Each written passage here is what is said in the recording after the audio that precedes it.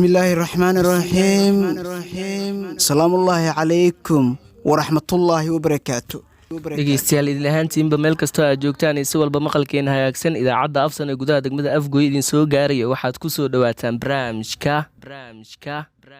tahniyadaha iyo salaamaha oo habeen walbaba jimco ay sii tagayso sabtina ay soo galayso aad ka dhageysataan idaacadda afsan ee degmada Afgoy ee gobolka Shabeellada Hoose barnaamijyada iskuma jiraane waa barnaamijkeeni waa barnaamijkiisii waa barnaamijkeedii waa wada barnaamijkeeni waa barnaamij xulano wada xulano la isku wada xulay waa barnaamijkii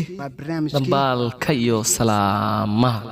allaababa aan halkaan ugu soo tabino dhageystayaashiina qiimaha badan warqadaha ay soo gaarsiistaan kuwaasoo isugu jiro meher aroos xaflad iyo waliba sidoo kale tahniyad dhalasho ah iyo mid salaamo ah caaw waxaan ku haynaa stuudiyaha warqad sagootin ah ay dirayaan heer xasan guutaale aad iyo aad stuudiyahana waxaa waaye ka duwan kana farxad badan habeen ka dambayso stuudiyaha ka duwan habeenadiisa balse caaw aad iyo aad wuxuu stuudiyaha u sharxan yahay si kal iyo laba garaado intuu barnaamijka hawada ka baxay waxaa la socodsiin doono al-abwaan garaad عبدواحد معلن إبراهيم sidoo kale Saddam Aweys Abduqaadir Saddam Daacad dhanka farsamada faraha fududnaa Ahmed Maxamed Jilaani Bashka Cadde waana mar kale iyo balkayo salaamaha idaacadda afsan ee degmada Afgoy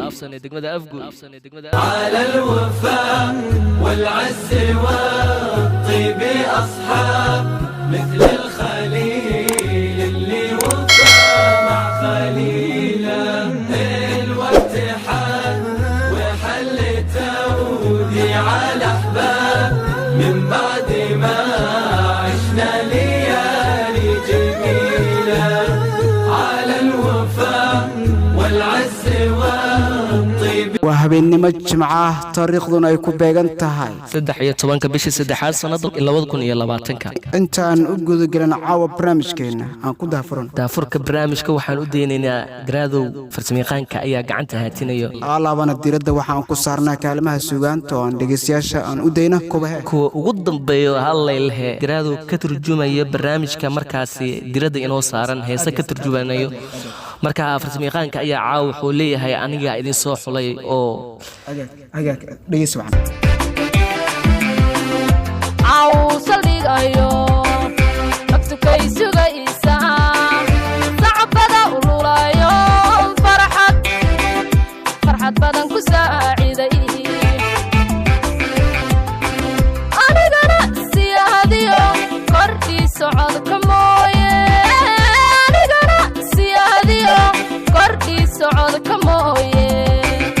ducaa salguuray igu sii sagootiya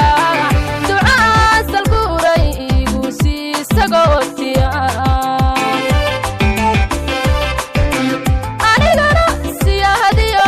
kordhii socodka mooye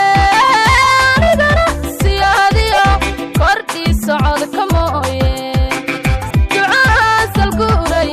igu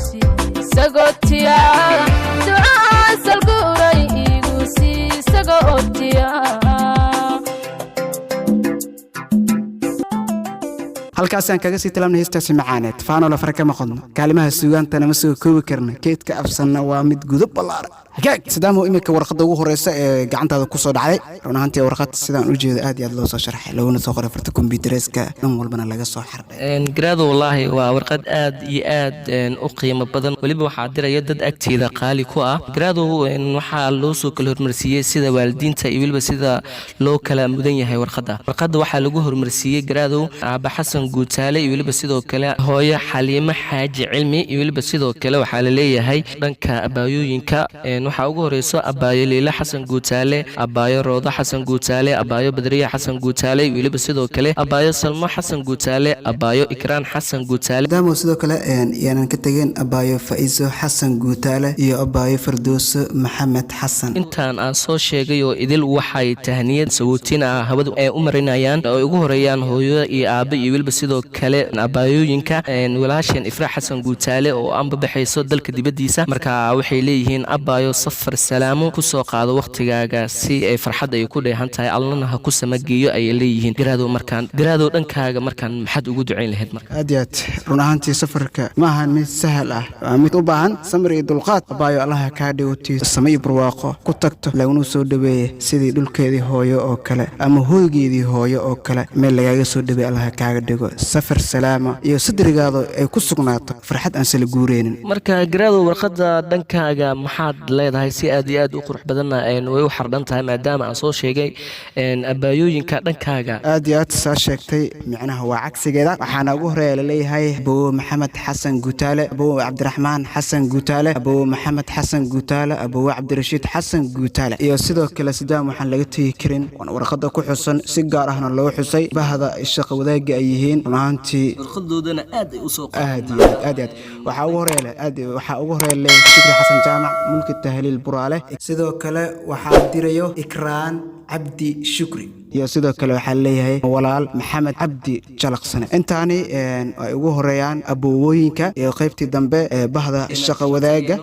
ay gabadhu ay tahay gabar aad iyo aad run ahaan shaqo mar uun ay dhex martay waxay leeyihiin waxaan dambaal tahaniyad sagutin aan hawada u marinaynana walaasheena ifraax xasan guutaale oo safar dalka daafihiis waxay leeyihiin abaayo walaal ku tag safar salaama si nabdoonna ku tag sadaam anagana bahda afsan waana la soo xil saartay maxaan ugu ducayn lahayn midii labo wallaahi bilaahi horta gabadha aad bay agteedu qaali ugu tahay baayo sharaf cizo iyo karaamo dad kugu soo dhaweeyo oo sida dalkaaga hooyo oo kale allaha waalidiintaada oo kale kaaga dhigo aad iyo aad waxaa waaye hooyo aabba dadka dhan allaha kaaga dhigo warkoo la soo koobay farxad aan sal guurno sadrigaada muulaha ku sugo xagaag waa tahay dhegeystayaal halkan naga maqlaysaan waa idaacadda afsan ee degmada afgooye ee gobolka shabeellada hoose warqadda ugu dambeysa sadaam daacad waxaa laleeyahay waa la soo koobay guud ahaan reer xasan guutaale sidoo kale waxaa leeyahay qaybihii kala duwnaa ee ifraax ay wax ka soo baratay bahdii shaqa wadaagga ah guud ahaan waxay tahniyad sagotin ay u dirayaan ayagoo ku faraxsan run ahaantii dadka qaar markay kaasii tegayaan murugo waa dareemi haddana waxaad ku faraxsantahay heerkii iyo hiigsiga uu leeyahay safarkaad allaha kaaga dhigay mid samasamo aad ku tagto safar salaama walaal ifraax waxay ku leeyihiin kuma iloobi doonno waa tahay garaadow tahniyadaas ayaa ugu dambeysay barnaamijkeena guud ahaan ay dirayeen walaalaha iyo weliba sidoo kale waalidiinta iyo weliba sidoo kale bahda shaqa wadaagga loona dirayay walaasheen ifraax xasan guutaale oo aanbabaxaysa dalka dibadiisa walaal waxaan ku leenahay siduu saaxiibkayba hore ugu duceeyey weliba sidoo kale waalidiinta iyo asxaabtaada oo idil bahda shaqa wadaagga iyo walaalahaba ay horey u duceeyeen waxaan ku leeyahay oo raacsiinaya oo keliya walaal macaan ku tag si nabad qabta warqadan ayaa ugu dambeysay guud ahaan waxaan halkaasi kusoo gabagabeynaynaa barnaamijkii dhambaalka iyo salaamaha oo idinkaga imaanayay shabakadda warbaahinta afsan ee gudaha degmada afgooye ee gobolka shabeellada hoose barnaamijkaani oo aan caawa diiradda ku saarnay barnaamij gaar ah oo dokumenti taariikh aan rabnay inaan ugu dhigno nalaga soo codsadayna walaasheen ifraax xasan guutaale barnaamijka intuu habada ka baxayay waxaa idinla socodsiinayay anagoo kale ah cabdiwaaxid macalin ibraahim iyo weliba sidoo kale sadaam abees cabduqaadir sadaam daacad farsamaduna waa axmed maxamed jeylaani injineer sare barnaamijkani barnaamij la mid ah dhegeystayaal intaan dib kulmi doono waa bahda idaacadda afsanoo idinkaga wada tegay sidaa iyo nabadgelyo nooli kulantay insha allah wasalaamu calaykum waraxmatullaahi وبركاته أفلحت في الأولى وفي أخراك أفلحت في الأولى وفي أخراك